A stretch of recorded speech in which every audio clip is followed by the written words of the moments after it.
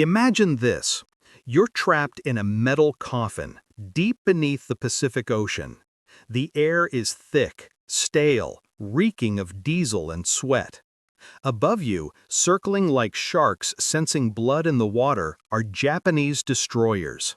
Their sonar pings echo through your hull, each one a hammer blow to your nerves.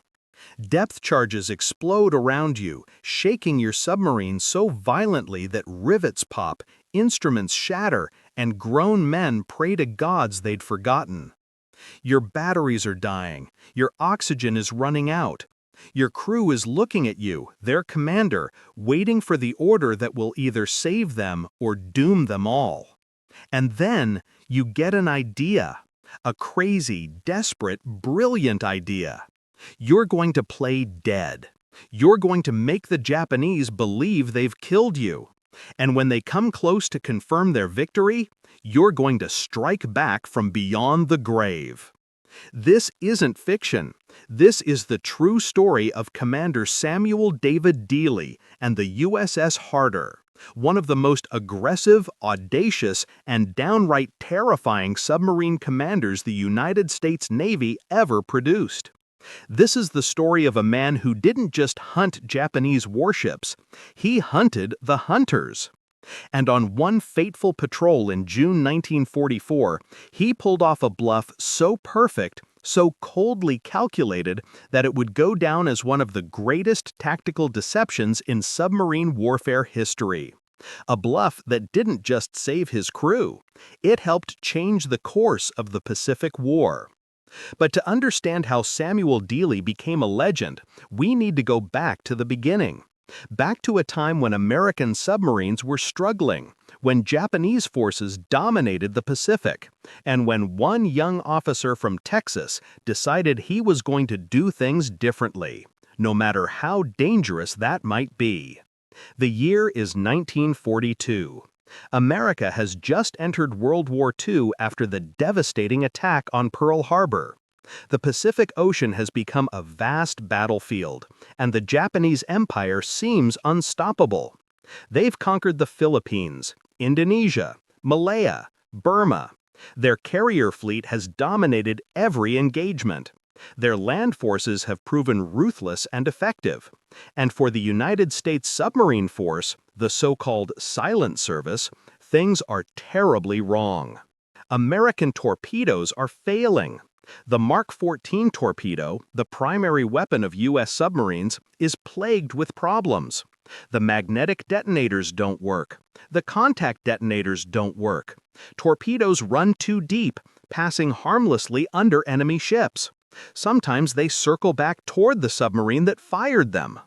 American submarine commanders are risking their lives, getting into perfect attack positions, firing spreads of torpedoes at valuable enemy targets, and watching in horror as nothing happens. The torpedoes either miss, malfunction, or hit without exploding. It's demoralizing, it's infuriating, and it's costing American lives. Into this frustrating situation steps a young officer named Samuel David Dealey. Born in Dallas, Texas in 1906, Dealey graduated from the United States Naval Academy in 1930. He wasn't the most flamboyant officer. He wasn't loud or boastful. But those who served with him noticed something different about Sam Dealey. He had ice water in his veins. Under pressure, he got calmer, more focused, more dangerous. And he had an almost supernatural ability to read a tactical situation, to see opportunities where others saw only risk. Dealey trained on submarines in the late 1930s, learning the complex art of undersea warfare. Submarines weren't the high-tech marvels we imagine today. These were diesel-electric boats, World War II-era fleet submarines like the Gatto class. On the surface, they ran on diesel engines, breathing air through snorkel-like vents, charging massive battery banks. Submerged, they ran on those batteries alone, silent but slow, with limited underwater endurance. They were cramped, hot, reeking of diesel fuel and unwashed men. They could dive to perhaps 400 feet on a good day, But Japanese depth charges could kill at 500 feet if you were unlucky. Living on a submarine meant living with fear, discomfort, and the knowledge that if something went wrong, you'd die slowly in the dark, crushed by water pressure or drowned as your boat flooded. But submarines had one crucial advantage: they were invisible. In an ocean dominated by Japanese surface forces, American submarines could slip through enemy patrol lines, penetrate harbors, approach convoys, and strike from ambush. They were America's only offensive weapon in the early years of the Pacific War. And as the torpedo problems were slowly, painfully fixed through 1943, submarines began to take a terrible toll on Japanese shipping. In 1943, Dealey was given command of a brand new boat, the USS Harder, SS-257, a Gato-class fleet submarine commissioned in December 1942. And from his first patrol, Dealey made it clear he wasn't interested in safe, conservative tactics. While other submarine commanders operated cautiously, staying at maximum range, firing from the edge of detection range, Dealey did the opposite. He closed to point-blank range. He attacked at periscope depth in broad daylight. He lingered in shallow, dangerous waters where other boats wouldn't dare go. And most terrifying of all, he hunted Japanese destroyers. Now, most submarine commanders avoided destroyers. These were the anti-submarine specialists of the Imperial Japanese Navy. Fast, maneuverable, bristling with depth charges and sonar, destroyers were specifically designed to hunt and kill submarines. The standard doctrine was, avoid destroyers when possible, focus on slow-moving cargo ships and tankers. Destroying enemy supplies and reinforcements was the submarine's primary mission. But Sam Dealey saw things differently. He realized that Japanese destroyers were often escorting valuable convoys. Take out the escorts, and the convoy becomes vulnerable. More than that, he understood something psychological. Japanese destroyers were aggressive. Their commanders were trained to charge toward submarines, to press attacks relentlessly. And aggressive opponents can be predictable, can be manipulated, can be trapped. Over his first 3 patrols in 1933 and early 1944, Dealey sank freighters, tankers, and yes, destroyers. He developed a reputation. His crew called him the Destroyer Killer. Japanese naval commanders began to whisper about a particularly dangerous American submarine operating in the Western Pacific. And in May 1944, Dealey took Harder out on what would become her 5th and most famous war patrol. The mission was part of a larger American strategy. By mid-1944, the United States was preparing for a massive amphibious assault on the Mariana Islands, Saipan, Tinian, Guam. These islands were crucial. Capture them, and American B-29 Superfortress bombers could reach mainland Japan. But before the invasion fleet could land, American submarines needed to scout Japanese positions, report on enemy movements, and, if possible, thin out Japanese naval forces in the area. Dealey was ordered to patrol off Tawi in the southern Philippines, where intelligence suggested Japanese fleet units were gathering. It was a dangerous assignment. Shallow waters, heavy air patrols, multiple enemy bases nearby, the kind of place where submarines could easily get trapped. Harder arrived on station in late May 1944, and almost immediately, Dealey found targets. On June 6th, D-Day in Europe, though Dealey and his crew wouldn't know about Normandy for weeks, Harder detected a Japanese destroyer, the Minnesotski, escorting a convoy. Standard doctrine: let the destroyer pass, attack the convoy. Dealey's approach: attack the destroyer first. He maneuvered Harder into an attack position, waited until the destroyer was close, dangerously close, just 1,000 yards away, and fired a spread of 3 torpedoes. The Mark 14 torpedoes, finally reliable after years of fixes, ran hot and true. 2 struck the Minutsuki amidships. The destroyer erupted in flame and smoke, broke in half, and sank in less than 3 minutes. Harder's crew cheered, one destroyer down. But Dealey wasn't finished. The next day, June 7th, Harder encountered another destroyer, the Hayanami, also escorting a convoy. Again, Dealey attacked head-on. This was insane by conventional standards. Destroyers have sonar, they have depth charges, they're designed to kill submarines. Attacking one head-on meant closing to knife-fighting range, where there's no room for error, no time to escape if something goes wrong. Dealey didn't care. He closed to 1,500 yards, fired 4 torpedoes, and the Hayanami joined Minetsuki on the ocean floor. 2 destroyers in 2 days. The crew of Harder was starting to believe their captain was either a genius or completely insane, possibly both.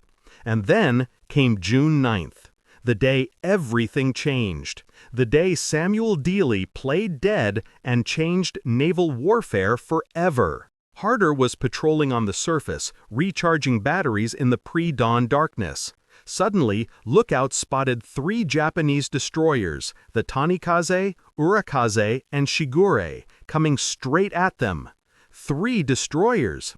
These weren't escorts stumbled upon by chance. These were hunter-killers sent specifically to find and destroy the American submarine that had been raising hell in their waters.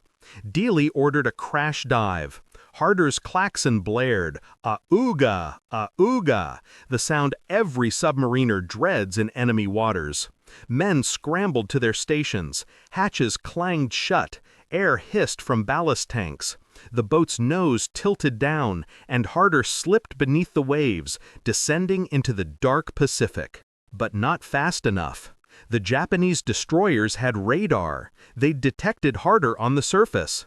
They knew approximately where the submarine had dived. And now, they were coming. The first depth charge exploded perhaps 500 feet away, a dull, distant boom that made Harder's hull shudder. Then another, closer. Then another. The destroyers were executing a textbook anti-submarine attack pattern, dropping depth charges in a grid, trying to bracket the submarine, trying to get lucky. Inside Harder, it was hell. Imagine being inside a steel drum while someone hits it with a sledgehammer. That's a distant depth charge. Now imagine being inside that drum while it's thrown off a building. That's a close depth charge. The explosions weren't just noise, they were physical violence. They shook fillings loose from teeth. They threw men against bulkheads. They shattered light bulbs, cracked gauges, started small leaks in the pressure hull. Dealey ordered Harder deeper, down to 300 feet, down to 350 feet. The hull creaked and groaned under the pressure. Deeper still, down to 400 feet, near the submarine's maximum safe depth. The destroyers followed, their sonar pinging constantly. Ping, ping, ping. Each ping meant they knew where you were. Each ping meant another depth charge was coming. And they came. For hours, the Japanese destroyers hammered Harder with depth charges. The submarine's crew was exhausted, terrified. Some men prayed. Some clutched photographs of wives and children. Some just stared at the hull, waiting for the inevitable crack, the fatal breach that would send seawater roaring in at crushing pressure. Dealey stood at the periscope station, calm as a man waiting for a bus. He was calculating, always calculating. He knew the Japanese destroyers had limited sonar capability. He knew their depth charges were set for specific depths. He knew they were guessing, trying to get lucky. And he knew that after hours of this, they had to be running low on depth charges. The Japanese Navy didn't have unlimited resources. Every depth charge used was one less for the next hunt. But Harder was in trouble. The explosions had damaged electrical systems. The batteries were draining fast. The air was getting thick with carbon dioxide. Men were starting to get headaches, nausea, the first signs of CO2 poisoning. Harder couldn't stay down much longer. But surfacing meant certain death. The destroyers were still up there, waiting. And then Dealey had his idea. His insane, brilliant, desperate idea. He was going to fake his own death. Here's what he knew. Japanese destroyers were trained to continue attacking until they had confirmation of a kill. That confirmation usually came from debris rising to the surface, oil slicks, wreckage, bodies, something that proved the submarine had been destroyed. Without that confirmation, they'd keep hunting. But if they saw evidence of a kill, they'd leave. They'd report the victory and move on to other duties. Dealey called his officers together. He explained the plan in whispers because sound travels through water, and the destroyers might be listening. Harder would release oil, deliberately, from the boat's fuel tanks. Not a lot, they couldn't afford to lose much fuel, but enough to create a convincing oil slick on the surface. Along with the oil, they'd blow some compressed air, creating bubbles. They'd also eject trash, debris, anything that might look like wreckage from a destroyed submarine. And then, and this was the crazy part, they'd stay completely silent. No movement, no machinery running except absolutely essential systems. They'd make the destroyers believe Harder was dead, a wreck settling to the ocean floor. It was a desperate gamble. If it didn't work, if the Japanese weren't convinced, Harder would be sitting dead in the water, unable to maneuver, and easy target for another depth charge attack. But if it did work? Pause for effect. Dealey gave the orders. Carefully, quietly, Harder's crew opened valves, releasing a steady stream of diesel fuel. They ejected trash through the submarine's garbage disposal tubes, food cans, paper, bits of wood. They released compressed air, creating a stream of bubbles rising to the surface. And then they waited. Silence. Total, absolute silence. The ventilation fans were shut down. The air grew hotter, thicker. Men breathed shallowly, trying not to make noise. The hull creaked as water pressure worked on the steel. Somewhere in the distance, a depth charge exploded. The Japanese destroyers were still working, still searching. Minutes passed. 10 minutes. 20. The crew of Harder was suffocating, slowly. CO2 levels were climbing dangerously high. Some men were passing out, but Dealey held firm. Wait, wait. Let them find the oil. Let them see the debris. Let them believe.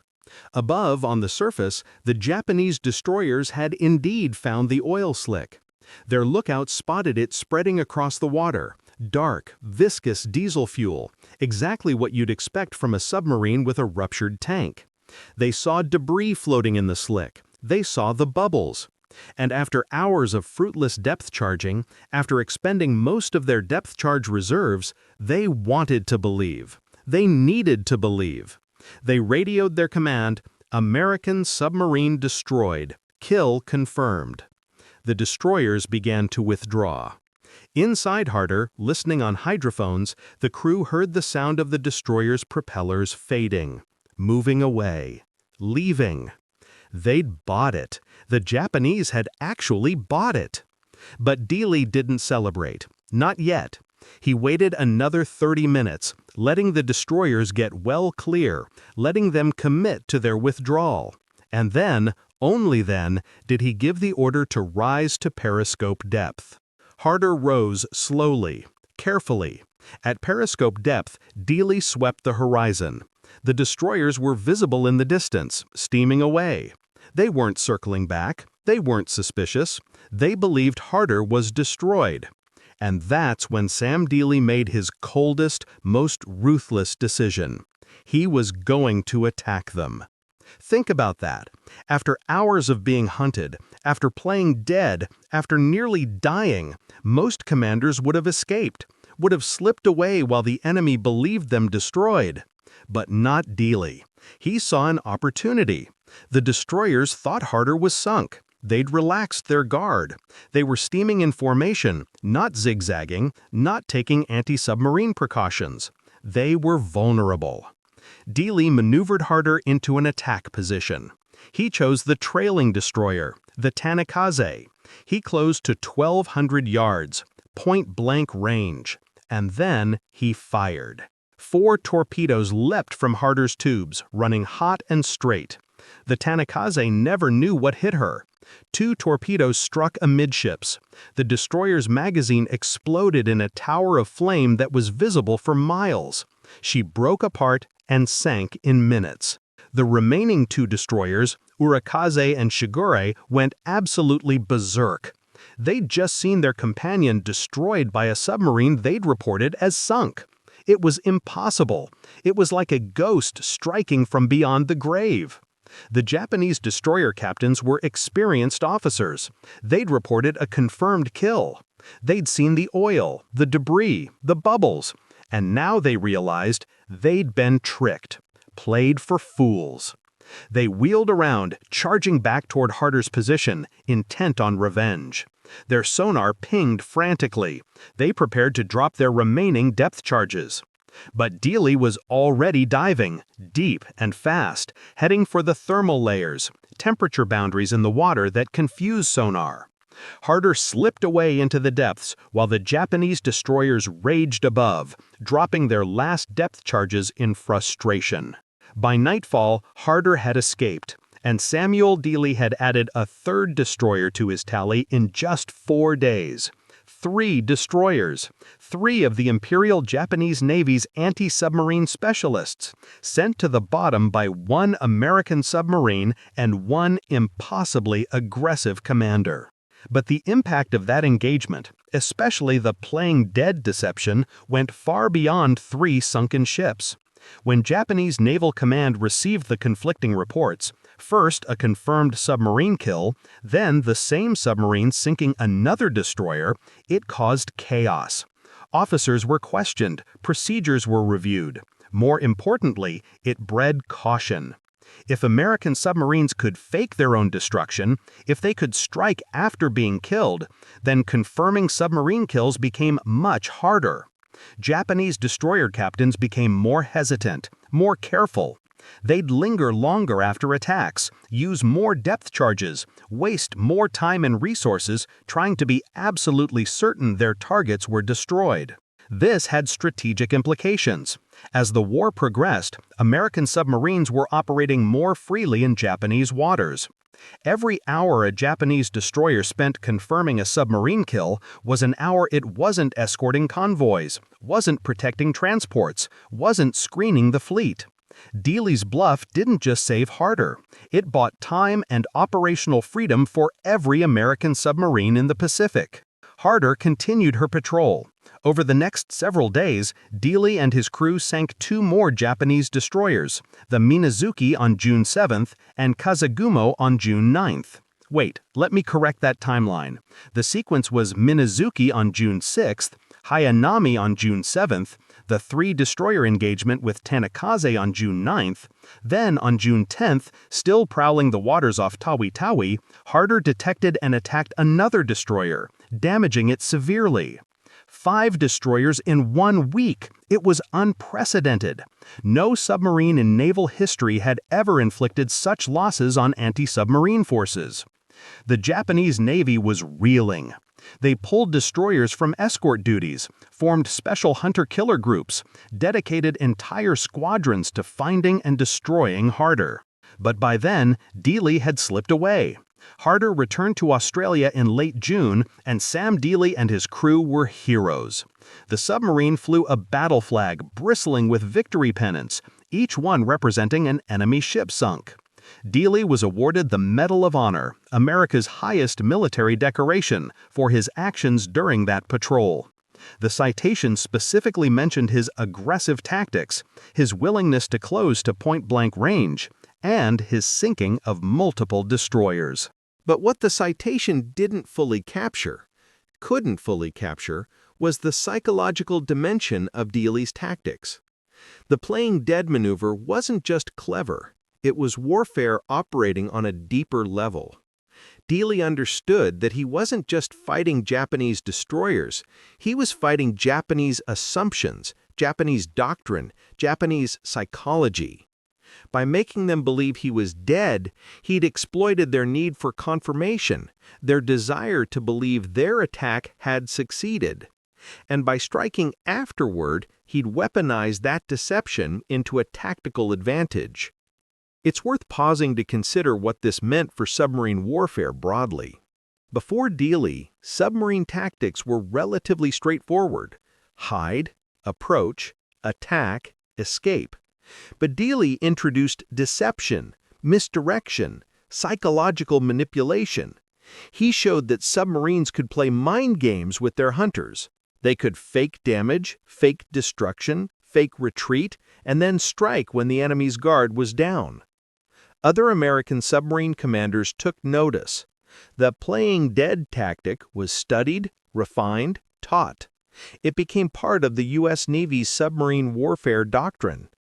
Throughout 1944 and 1945, American submarines used variations of Dealey's bluff to escape from tight situations and turn the tables on Japanese hunters.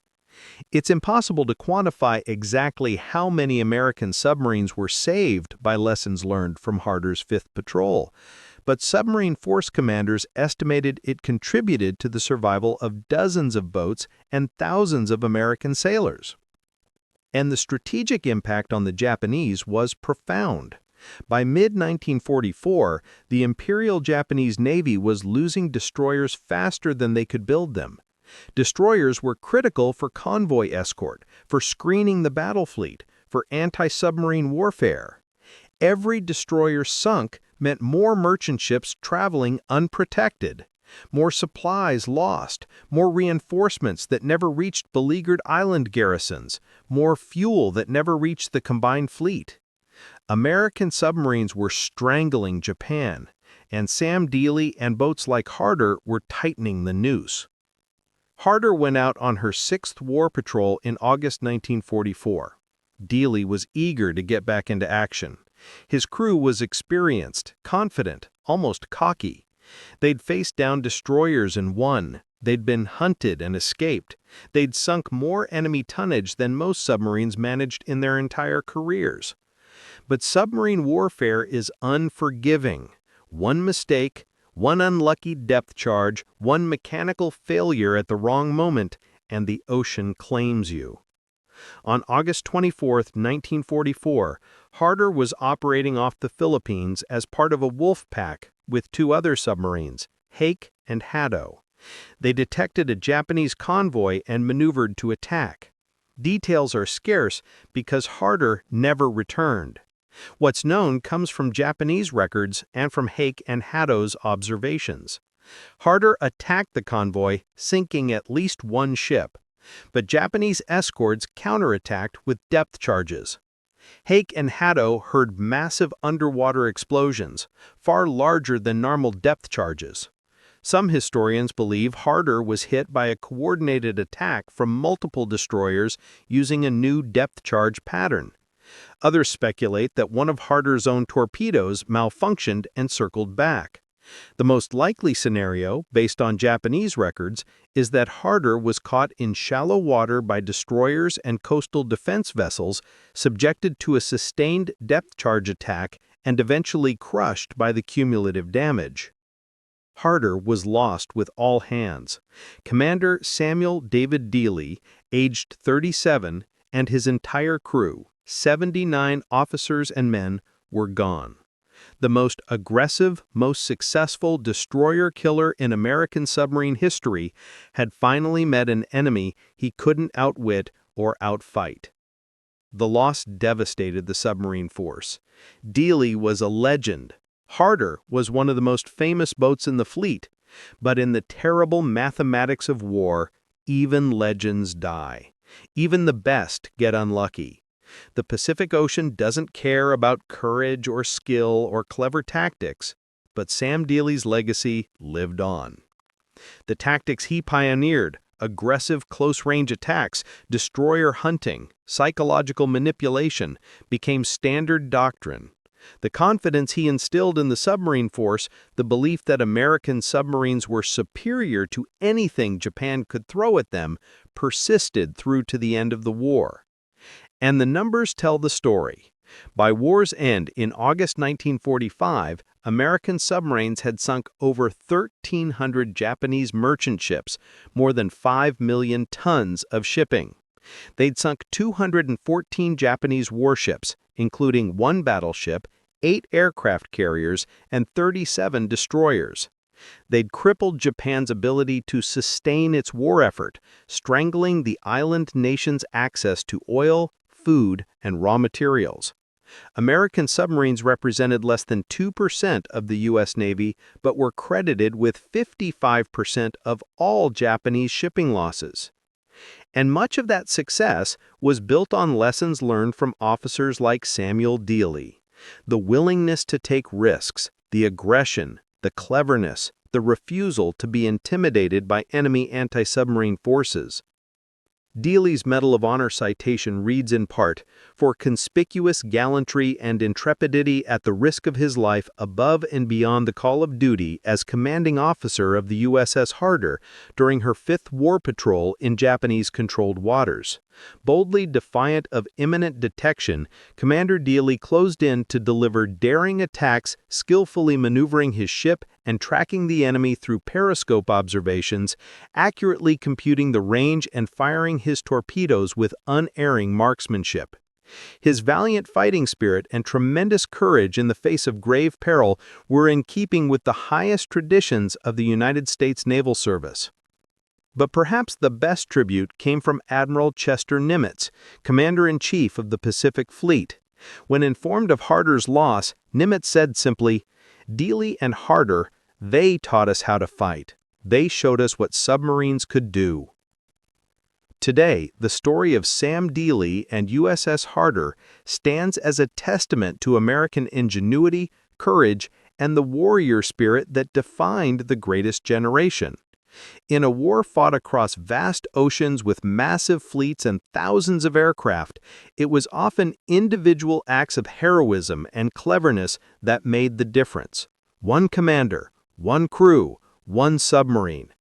Facing overwhelming odds, hunted by specialists designed to kill them, they didn't just survive, they turned the tables, played dead, and struck back. It's a reminder that in warfare, as in life, victory doesn't always go to the biggest or strongest. Sometimes it goes to the smartest, the boldest, the one willing to take the biggest risk at exactly the right moment. Sam Dealey saw 3 Japanese destroyers hunting him and thought, "How can I turn this into an attack?" Most people would think, "How do I escape?" That difference in mindset, that refusal to accept the role of prey, that insistence on always being the predator, that's what made him extraordinary. And for every young officer in the U.S. Navy who studies submarine warfare, Dealey's 5th Patrol remains required reading. It's a masterclass in tactical deception, in reading an opponent's psychology, in turning your greatest weakness, being hunted, into your greatest strength, appearing dead, and then striking from ambush. The Pacific War was filled with heroes, but some heroes shine brighter than others. Samuel David Dealey played dead, came back to life, and reminded the Japanese Navy why underestimating American courage and ingenuity is always a fatal mistake. So the next time you think about World War II, don't just think about the big battles, Midway, Guadalcanal, Iwo Jima. Think about the silent warriors beneath the waves. Think about the men in steel tubes, breathing recycled air, drinking lukewarm coffee, and hunting the most dangerous prey on Earth. Think about the submarine commanders who didn't just follow doctrine, they rewrote it. Think about Commander Samuel David Dealey, the man who played dead and then killed his hunters. If you found this story compelling, if the tale of American ingenuity and courage in the face of overwhelming odds inspired you, there are dozens more stories just like this waiting to be told. Stories of individual heroics, of desperate bluffs, of clever tricks that changed the course of battles. Stories of Americans who refused to quit, who refused to be intimidated, who looked death in the eye and smiled.